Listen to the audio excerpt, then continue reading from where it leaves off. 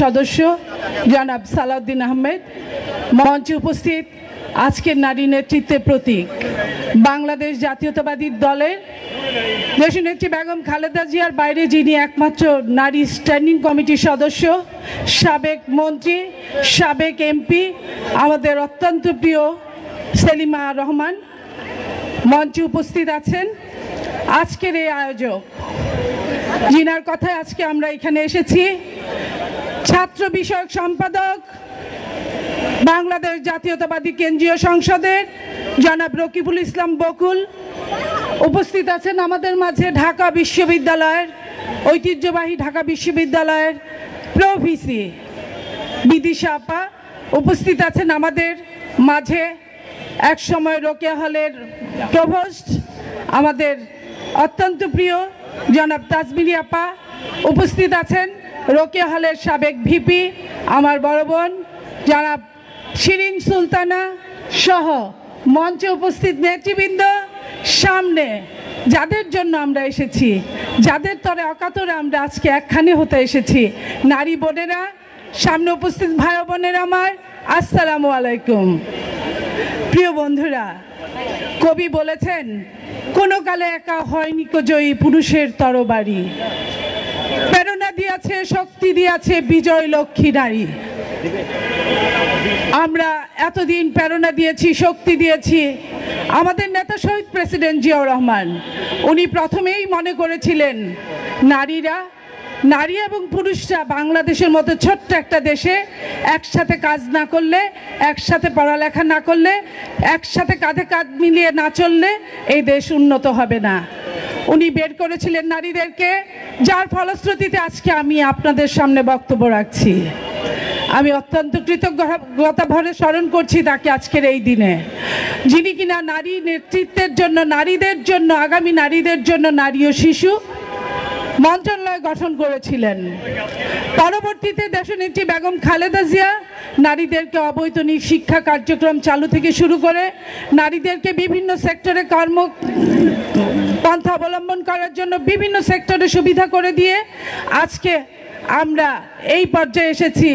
আজকে মাঝখানে আমরা বলতে অত্যন্ত দুঃখ, তারপরেও সত্য, একজন নারী এসেছিল যে নারী ধ্বংস করে দিয়ে গেছে বাংলাদেশটাকে, যে নারী ধ্বংস করে দিয়ে গেছে বাংলাদেশের অনেক নারীদের জীবনকে, যার ফলশ্রুতিতে এখনো বাংলাদেশের বিভিন্ন পথে প্রান্তরে নারী মা বোনেরা গুমড়ে গুমড়ে কাঁদে তাদের সন্তান হারানোর জন্য, তাদের স্বামী হারানোর জন্য, তাদের ভিটা বাড়ি হারানোর জন্য।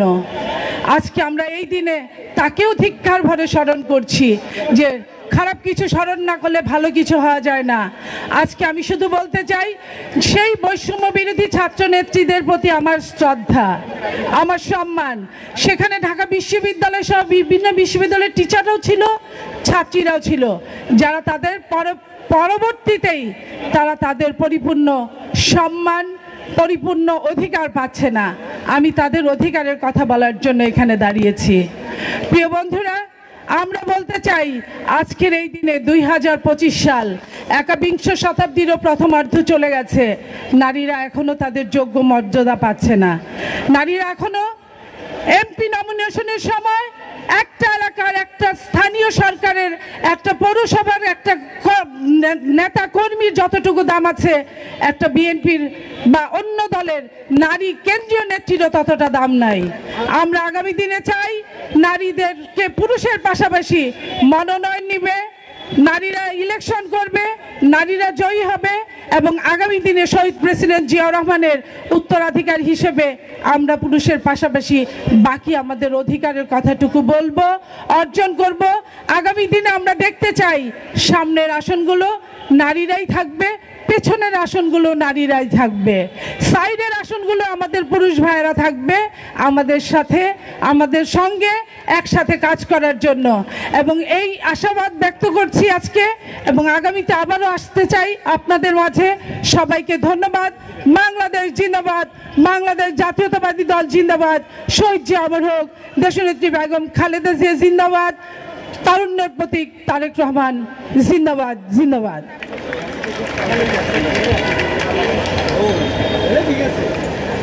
বক্তব্য রাখার জন্য বিনীত অনুরোধ করছি বাংলাদেশ জাতীয়তাবাদী ছাত্রদল কেন্দ্রীয় সংসদের সাবেক সহসভাপতি, বাংলাদেশ জাতীয়তাবাদী দল বিএনপির সহ প্রশিক্ষণ বিষয়ক সম্পাদক রেহানা আক্তার রানু আপাকে বক্তব্য রাখার জন্য অনুরোধ করছি, এবং সাবেক সংসদ সদস্য।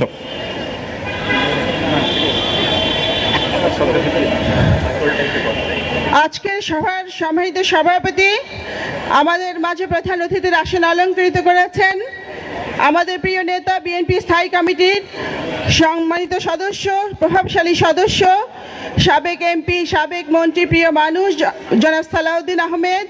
উপস্থিত আছেন আমাদের আরেকজন শ্রদ্ধেয় নেত্রী, বিএনপি স্থায়ী কমিটির সম্মানিত সদস্য বেগম সেলিমা রহমান।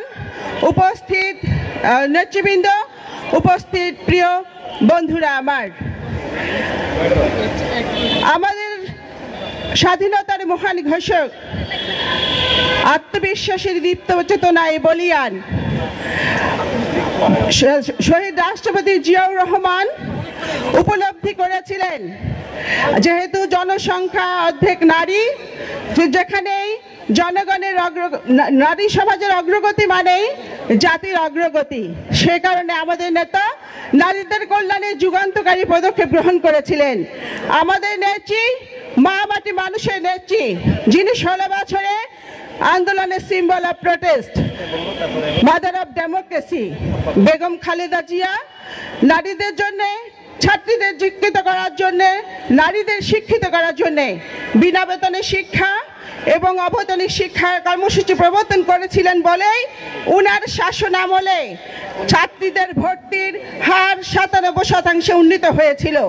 আমাদের নেতা, তারুণ্যের অহংকার জনাব তারেক রহমান, উনি বলেছেন 3 জন নারী উনাকে প্রভাবিত করে। একজন উনার মা বেগম খালেদা জিয়া, আরেকজন উনার স্ত্রী ডক্টর জুবাইদা রহমান, আরেকজন উনার কন্যা ব্যারিস্টার জায়েমা রহমান। উনি বলেছেন উনি যদি দেশ পরিচালনার সুযোগে পান, উনি নারীদের শুধু নারী হিসেবে নন, উনি নারীদের মানুষ হিসেবে, এবং নারীরা যাতে বিভিন্ন সেক্টরে নেতৃত্ব দিতে পারে উনি সেটির অঙ্গীকার করেছেন।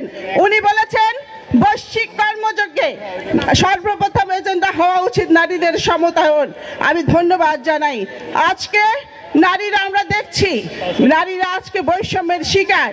আজকে বিভিন্ন জায়গায় আমরা দেখছি শিক্ষা প্রতিষ্ঠান সহ নারীরা ইফটিজিং এর শিকার হচ্ছে, লাঞ্ছিত হচ্ছে, ধর্ষিত হচ্ছে।